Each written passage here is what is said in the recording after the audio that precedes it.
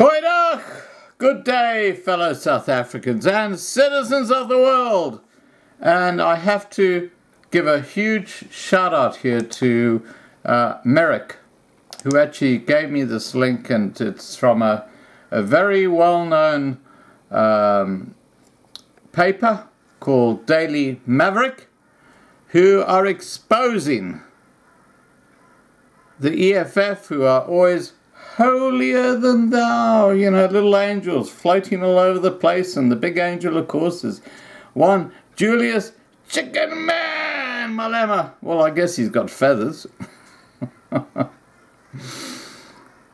always thought feathers represented cowardice, and I think that's probably what it is.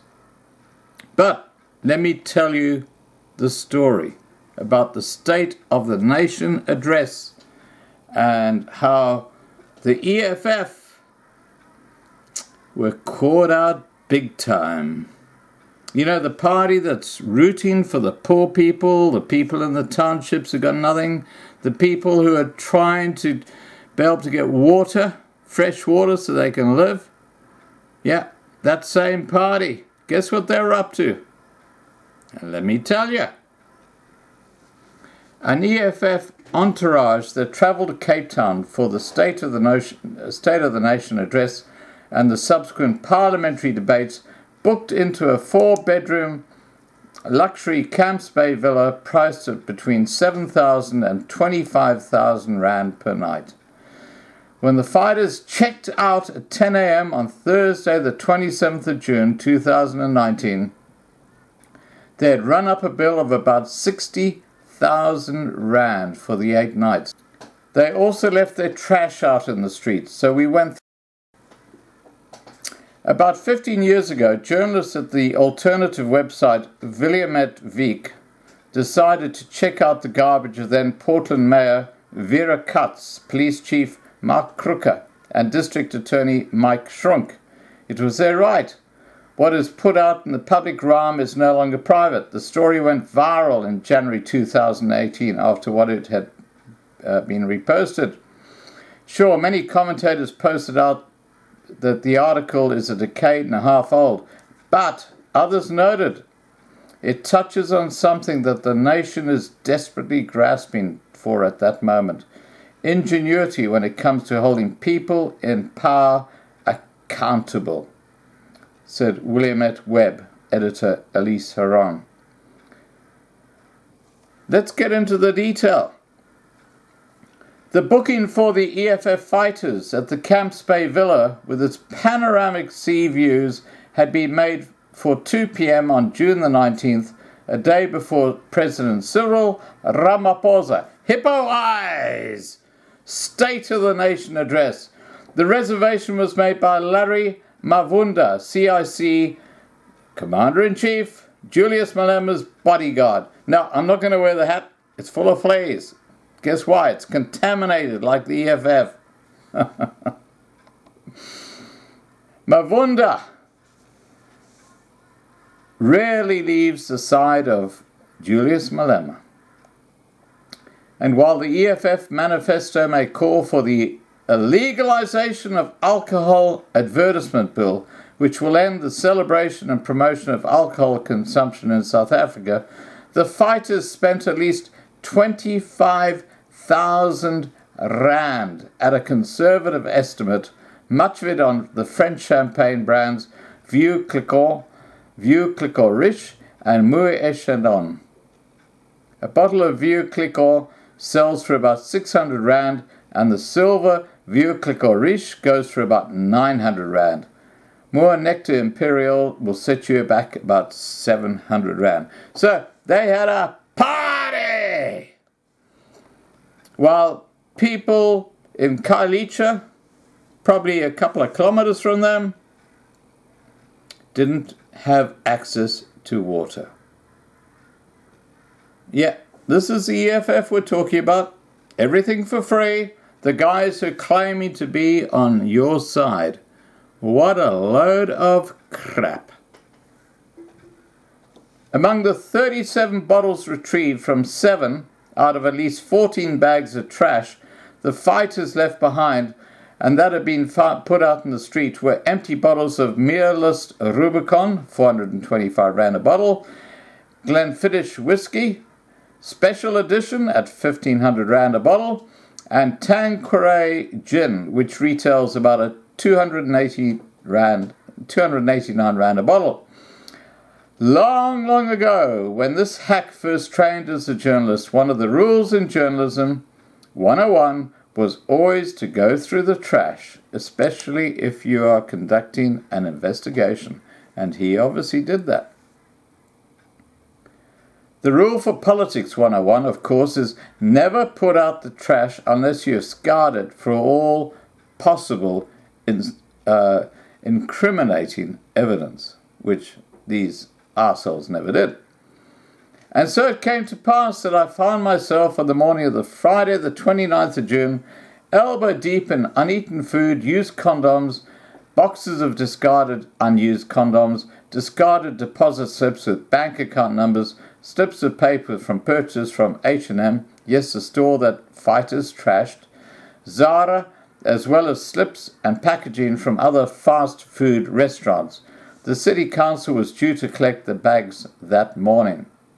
After picking through it and laying it out, we found more in the trash, enough to directly place at least one EFF leader at the house. So why go through the fighters' trash? Surely this is stooping to tabloid journalism at the lowest degree.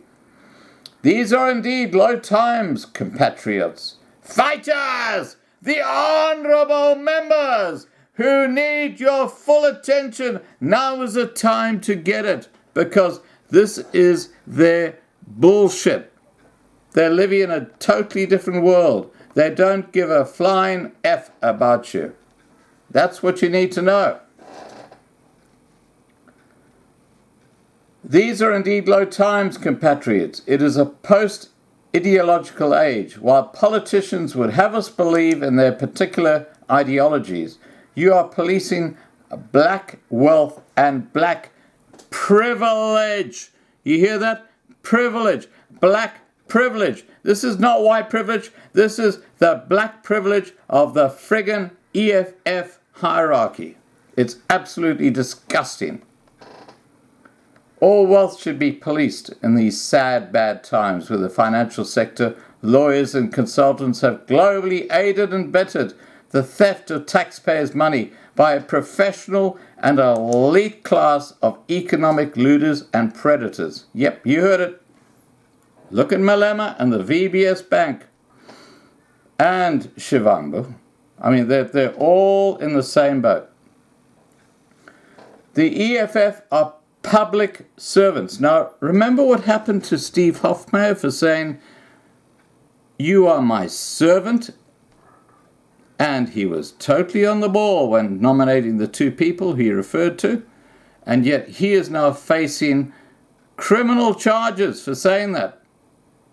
This is how dishonest the South African government are at all levels. And I'm talking not just about the ANC, I'm talking about the EFF and these Bantu parties who just think that they can do whatever they like and everything is for free. The EFF are public servants. Those who voted for the party did so based on the principles they claimed to stand for and the promises they made in exchange for trust and an X on the ballot paper. So sometimes going through revolutionary trash is about policing hypocrisy.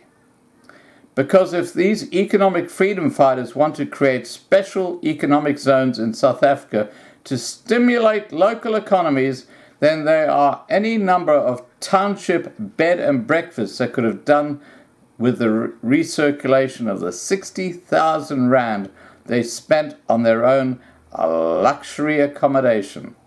Restaurants too in Langa and Khayelitsha could have benefited from the clearly healthy appetites and thirst of the young revolutionaries. You don't have to look far to see the absolute hypocrisy of what's going on here. It is quite incredible. If the EFF want to ban foreign ownership, they should not support a foreign-owned business in South Africa. If they did, not know the villa was foreign-owned, they could have asked. Camps Bay is crawling with wealthy Europeans cashing in on our weak rand. If the EF wanted to limit alcohol consumption, they should have set the example. This is not a way to do it. Let me show you just some of the bottles that the investigator uncovered during this investigation.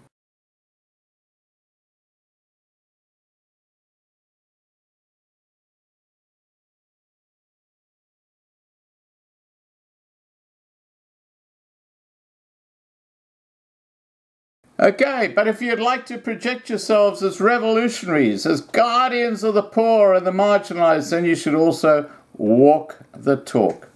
That's a no-brainer, isn't it? To get to the bottom of what came out of the trash, I wrote to EFF spokesperson Dr. Mbuyiseni Ndlozi, who you saw went business class to Cape Town by air. 3 South African Airway ticket stubs in his name were found amongst the casually discarded slips, as if someone had emptied out their wallet or suitcase. Daily Maverick confirmed that Ndlozi had indeed been on the flights. The most recent was South African Airways Flight 347 from Johannesburg to Cape Town on the 19th of April 2019, departing at 3:10 p.m. Ndlozi, according to the discarded business class ticket stub, was the 77th passenger to check in at Oliver Tambo Airport. The stub also listed his Voyager number. On Monday, the 1st of July, after verifying the booking by Mavunda, as well as the cell phone number he gave when making the booking, and Ndlozi's travel movements, Daily Maverick wrote to Ndlozi. At this point, we did not reveal what we had found in the trash or send any photographs in our possession. And they wrote as follows.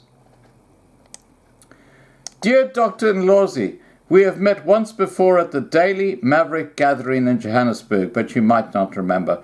I have watched the growth of the EFF with interest over the years. Economic redress and justice is not negotiable. It requires political commitment, boldness, and for leaders who are calling for this to act ethically in relation to those who have put their trust in your party.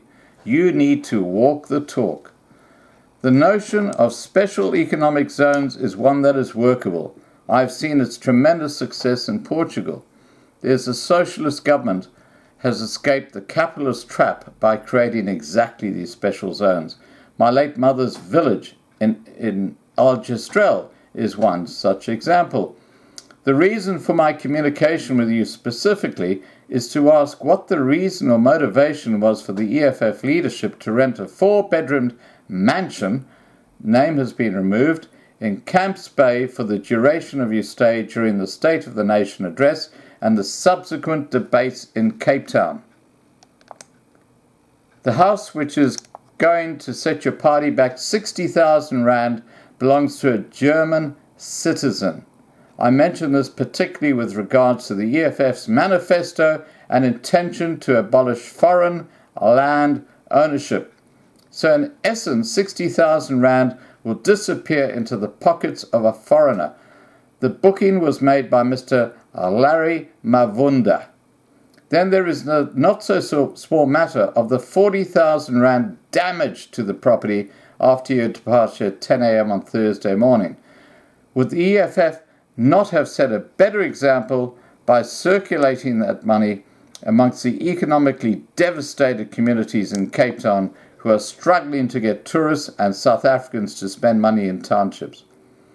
I've witnessed many such endeavours, the making of furniture, steel doors, dog kennels by individual South Africans in townships who are trying to make a living. There are countless guest houses and B&Bs that mostly foreign visitors utilise in Cape Town. The EFF leadership showing the way in this regard would have sent a very powerful message. Then in relation to the EFF's legitimate plan to implement the illegalization of alcohol advertisement bill, which will end the celebration and promotion of alcohol consumption in South Africa, how do you explain the vast quantities of alcohol, much of it French, consumed during your stay in Cape Town? Now, you might view my questions as an attempt to police black wealth, or black privilege, more appropriately said. My intention is to police all wealth, considering the brand of predatory capitalism that has plunged working class and poor people across the globe into absolute penury. This has been aided and abetted by the financial sector, consultants and lawyers. You are an elected official and are entitled to spend your money whichever way you please. But if this is not out of your own pocket, then you do have a case to answer. What I'm doing at present is policing hypocrisy. If you enjoy the fruits of capitalism, including alcohol, which is a weapon of the state in my opinion, then say so. Be bold, be truthful, do it in the open. You are entitled to spend your money whichever way you please, but bear in mind the constituency that has trusted you with its vote. These are the people that Malema gets and stands up in front of and says, "We are here for you, we're going to look after you," and it's all bullshit. This is what's going on behind the scenes. This is the reality we're talking about right now. Anyway, Marianne Tam carries on by saying, "I would also like your comments in relation to purchases made at H&M at the waterfront, as well as your views on the young women who were seen leaving the house." The young woman seen leaving the house and the used condoms. Remember he referred to that earlier? This is the EFF, the leadership of the EFF we're talking about, at the State of the Nation address in Cape Town by Cyril Ramaphosa. This is the EFF who are absolutely so squeaky clean they never do anything wrong, despite what they did to totally destroy the VBS Bank. You know, you have to be a total moron not to understand that these guys are just gangsters. And they're all out for their own agenda. It's not rocket science. It's not rocket science. Anyway, getting back to Marianne's letter to Ndlozi, she concludes by saying, "Considering the high moral ethics the EFF claim to aspire to, I do believe that you should comment on the above. I look forward to your reply. You have 12 hours. Regards, Marianne Tam." And Ndlozi replied via WhatsApp, "Hi Marianne, we are all accommodated by Parliament in Cape Town. Some of our new MP, many of which are young men and women, were accommodated in flats and hotels, and therefore there would be no need to rent private accommodation for our MPs. In addition, many of our invited guests were in private accommodation as it would be expected." Please excuse Bonsai in the background. He's having a senior's moment. "I am unable to confirm for the one you're talking about. I cannot account for this, even though his receipts are actually in the rubbish of that place." I mean, this is how they lie so blatantly. And I'm going to show you the photograph of his booking on the business flight booking on the airline.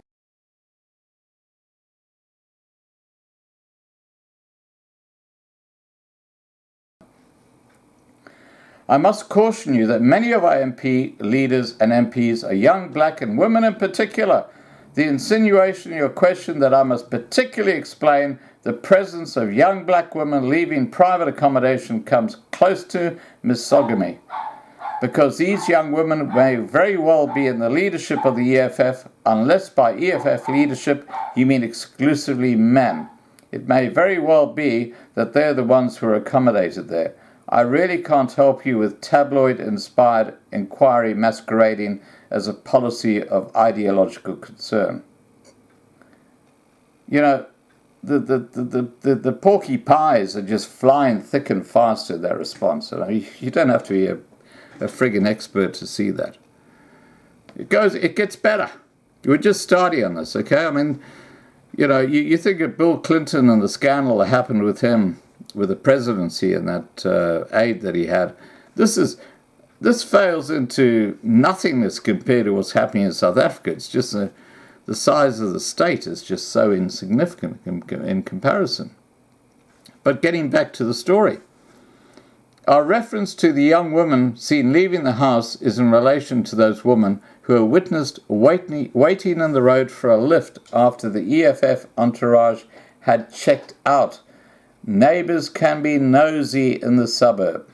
So these were not EFF women. These were women who had been brought in to satisfy the men, and thus the used condoms that were found in the rubbish. You just join the dots. It's quite easy.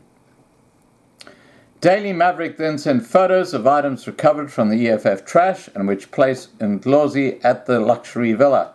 Apart from the air ticket stubs, there was parliamentary documents. We also forwarded photographs of the empty bottles retrieved from 7 of about 14 bags outside the villa. And we're talking about alcohol bottles, and you've seen that photo. We challenged Ndlozi to list the hotels and guest houses that had been utilized by the EFF entourage and asked how it had been possible that items with his name found their way to the trash outside the Camps Bay mansion. We also offered, should Ndlozi not have stayed there, to request CCTV footage of how at least 14 bags of revolutionary trash found its way to the luxury home. Ndlozi explained, "This is laughable and typical trash journalism. You are even trying to threaten and intimidate me with all that DNA and fingerprints. Well, I'm not scared of you and the Rouge unit. I have given you my response, so go on and publish whatever satisfies your Rouge investigative interests." By Rouge, we assume Ndlozi meant rogue. Yeah, that's a huge typo by a guy who's got an IQ probably in the low 70s. We then wished Ndlozi a peaceful night and offered the opportunity for fingerprints to be lifted from the bottles should he suspect that we had an ulterior motive. We have not heard back since. EFF leader Julius Malema responded to Daily Maverick query with, "I don't comment on rubbish. I've waited almost 30 years to go through someone's trash. On Friday I got my chance, finally to do some trash journalism, and in the process busted the trash champagne revolutionaries. You make up your own mind." And I'm putting a link to this article down below because it just shows the incredible hypocrisy, deceit, lies, lavish living of these so-called communist revolutionaries who are just in it for themselves. It is absolutely beyond the pale. Now, please remember to subscribe to be kept informed. Ring the bell for the updates and have a great day. Bye for now.